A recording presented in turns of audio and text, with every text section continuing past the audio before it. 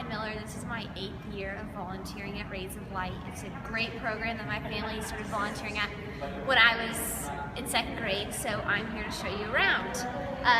This is where the families come when they get here. The children meet here. They meet their volunteers, sometimes for the first time, sometimes for the 100th time. They come here and sign their kids in and just meet with the parents and start having fun. So this is the gym. The kids can come here with their volunteers and they can spend 4 hours here if they want. They can spend 30 seconds here. It doesn't really matter. But some of the favorite things are the scooters, and the kids sit on the scooters and the volunteers pull them around for hours on end, or vice versa, and they play basketball and hula hoops and just have a great time. These buckets are where the children can put their put anything that they bring or they need when they come.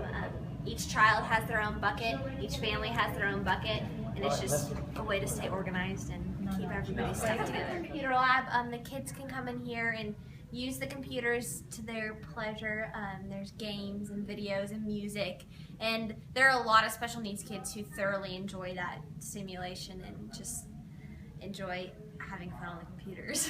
So this area over here is kind of like a quiet area for the kids to come. A lot of times on Friday nights when they start to get tired, a lot of them will come congregate down here. And there's a puppet show here, and there's no puppeteer, but they can make their own puppet show, or their volunteer can do a puppet show for them. Over here is places where they can read books. A lot of times the volunteer will be in charge of the books and they'll just read to the children. And this is just some dress-up stuff that they use. They have a great time. There's building blocks and music and everything like that. Okay, so in here is the movie room. There's usually 1 or 2 movies an evening for the kids to watch, and it's a dark, quiet room, and there's snacks and drinks in there, and it's usually some fun movie that has just come out on DVD, and it's some of the kids' favorite thing to do. This is kind of like the everything room. This is where I feel like if the kids aren't outside or doing the activity of the evening, this is where most of the kids are spending their time if it's not in the gym. So there's arts and crafts, which there's always a theme. Every single month has a different theme, if it's Mother's Day or Father's Day or summer or whatever it is. And then over here we have an Xbox and the Kinect, which is where you move. You as a human are the controller, and there's a couple different games over there that the kids can pick from. And then there's Rock Band, which is music always kind of seems to tie back into anything that the special needs kids love to do. Love to sing and dance and not afraid to be who they are. And then air hockey is always a big hit with the boys.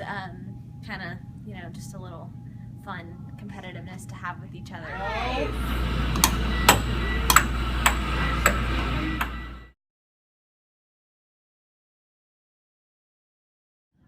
So it really depends on who your kid is. You kind of have to get to know your kid, if that means reading through the booklet that they give you when you get here about your child. But different kids need different things. With my experience with my little boy, the dogs really calm him down, or just being in a quiet space with not a lot of stimulation and not a lot of yelling, which is kind of sometimes hard to find, but you'll find little nooks and crannies kind of wherever you go. If you need help with your child, first of all, you can never be alone with your child. So that means if your child needs to go to the bathroom, you need to have a buddy with you. If that means someone who works here or just another volunteer, it's just you're not allowed to be alone with them. And if your child is sick or hurt or upset about something, the nurses are always here. We always have 2 on that are here every single Friday night, and they can really help you with anything.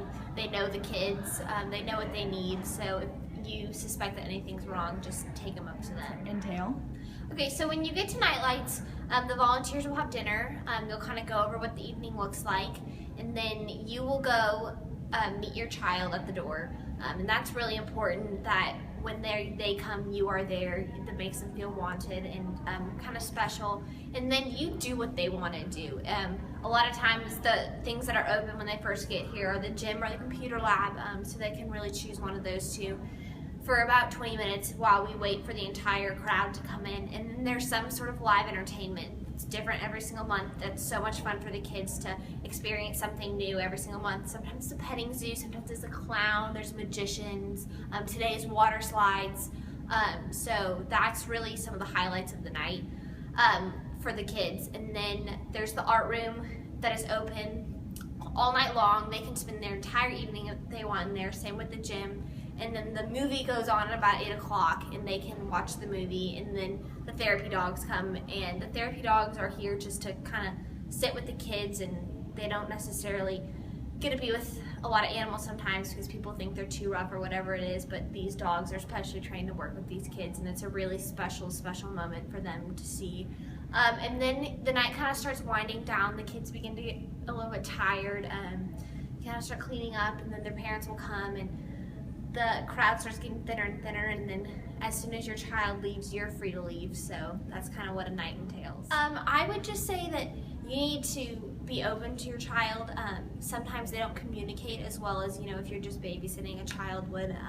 They're hard to understand sometimes, but if you really get to know them and if you make an effort to know them, they're going to make an effort to know you, and you can really grow a special relationship. And I think that's the greatest part of Nightlights.